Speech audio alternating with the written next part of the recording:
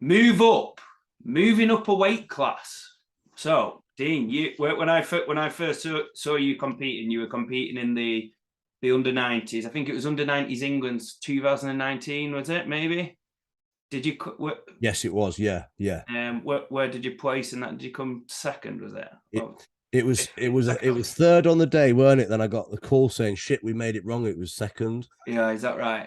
So I've actually got both the trophies. It makes it look like I've won twice. So yeah, so you're a successful under 90 athlete at national level. Then you went to OSG Worlds 2019. You finished 9th. You made it to the final. Absolutely brilliant. And then you decided to make the step up to 105. So I remember you were like putting a bit of weight, and I actually remember you getting a bit aggy actually at the weigh-in, waiting to weigh in at 2019 England. So I thought, who's this dude here? And I thought it was pretty cool. First impressions, actually, I thought it was brilliant. But then soon after that, you were after the 2019 World. So you were making the conscious decision to move up to 105s. So obviously you were cutting a lot of weight. You've got a lot of muscle mass. Blah blah blah blah blah blah. What made the decision for you? When was the right time to move up to 105s and commit to being a 105? What's been the thing? To be honest, there's a few ways I can edge into this, because first of all, every competition I turned up to, I don't know specifically which one yours was. Was that at Rich's gym? Was it that one? What, the England's one? The England's one was outdoors on the field. No, it was the one we finished on truck pull. It was like 12-inch deadlift, axle deadlift, max dumbbell. Oh, max. Oh yeah, I do know that one. I can remember that one. Yeah. That was where I first met you and the twins. That was it. Yeah, cool. Right. So yeah, specifically, like every competition I did as I was becoming heavier was obviously getting harder to cut, right?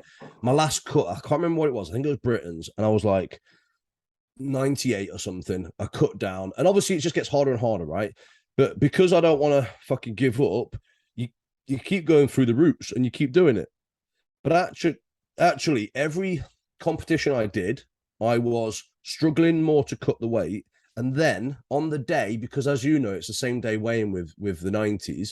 Yeah. Like, I had a fucking hour to get food on board and warm up. So it was just a fucking joke, to be honest. Now, not to badmouth Dave, but fuck me, if he'd have done it at 24-hour, I would probably still be there.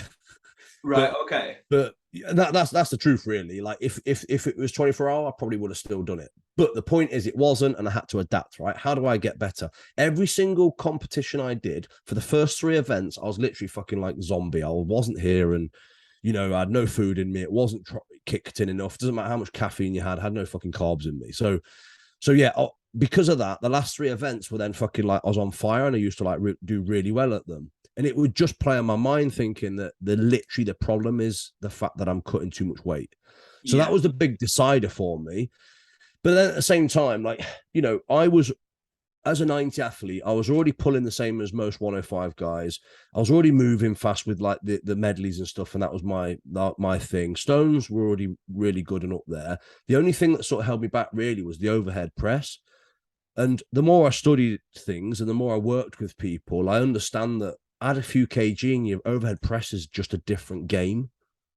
So again, that was another thing that, like on my wall here, I've got all my events that I've hit at what weights I've hit them. And then I've got what weight I want to hit by the end of my prep for the year to win World's Strongest Man. Like, I can't bring my log press up, my axle up without my body weight moving.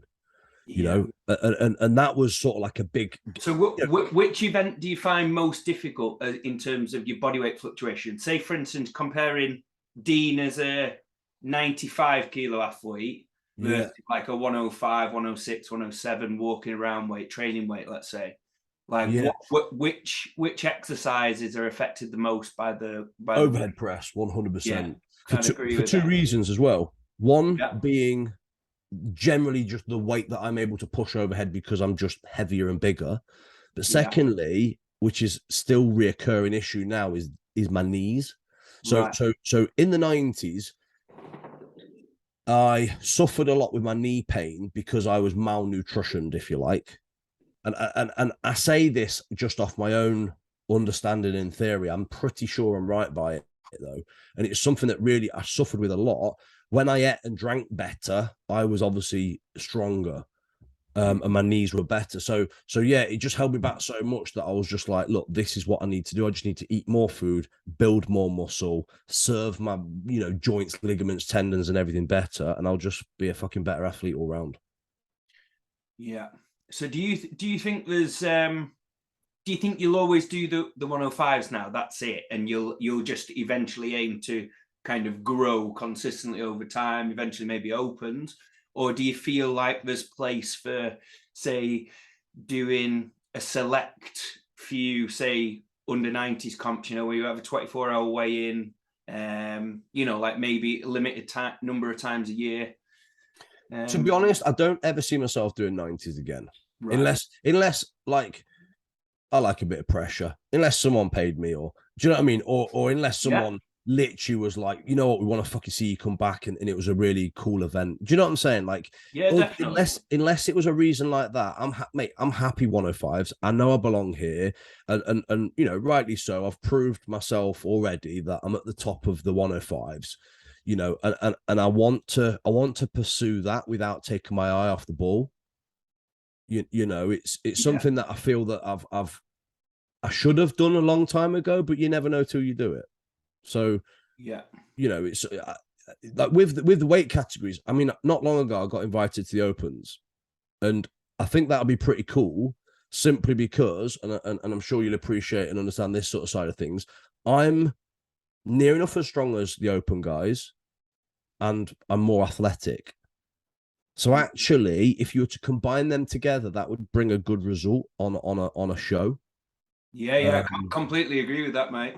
you And know, it's and you'll often find there's the with a lot of opens, you'll often find that there's some really strong dudes who, oh, so and so's pulling over 400 or whatever, and they'll have like an event where they're not like they might be pulling over 400, but then struggling with a 140 log, for instance. yeah, yeah. It's commonplace. So you see people they're pretty good at everything, and then they've got the deadlift. They might only be pulling like 350, 340 or something like that. Yeah. Whereas somebody like yourself, like hitting, say, mid to high, well, say high 300s.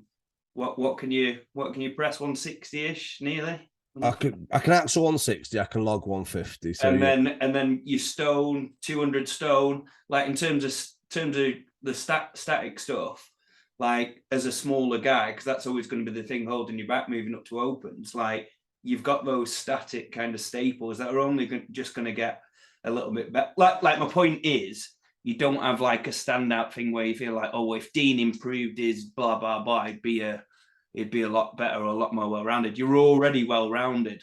Yeah. Yeah. The And only thing that if I was being completely open and honest, that holds me back is my farmers, yeah, which, it's the event that we had the other day, they were just a shocking farmers setup. They're just tough. Fucking hats off to Matt and Sean for completing them. Like, Jesus Christ. I mean, everybody struggled on them, so I can't say I was literally the worst at it, but respectively of my other events, they stand out a lot for me.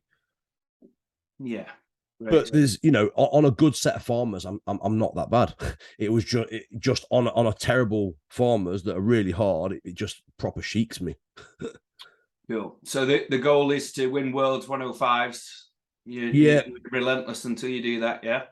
yeah, 100%. Like with the open stuff, with what I've just said there, I may touch into it to have a little bit of a play and test things out, and Yeah. also, mate, at the end of the day, we run businesses doing this stuff. It's profile building. Yeah, It's definitely. also showing the big guys that athleticism is powerful. I can use that on quite a few elements. Will I ever go to opens though? No. Like honestly, I'll never be an open person because I don't see it to be healthy and within reach of my time that I've got in the sport. Yeah, I feel you. Yeah, that's like a thing what I feel about, like, and obviously it's personal. Everybody's body's different. But it's like personally, I get up to like high 90s and I'm like really struggling with like sleep apnea and I feel like lethargic and stuff. That's a thing that would hold me back eventually, you know, like going to 105s or whatever. Like Yeah. I feel like a lot healthier, you know, just generally day to day being like in touching distance of 80, like Mm. walking around 90 or something. Yeah. But again, rewind 5 years, maybe I'd say yeah, fuck it, I'll do it. Yeah, You've got a longer period of time to build some lean tissue in a healthier way. yeah, And probably it's probably the same for you. Like if literally we could play around with time and switch things around, might be probably be a fun little journey to do. But as it stands right now, yeah, it's just you've just got to be realistic, haven't you? Like fucking, I've got 2 kids. Like I've got businesses to run. I've got. Do you know what I'm saying? It's yeah, not my sole dedication. I'm not a professional strongman that only does strongman. yeah.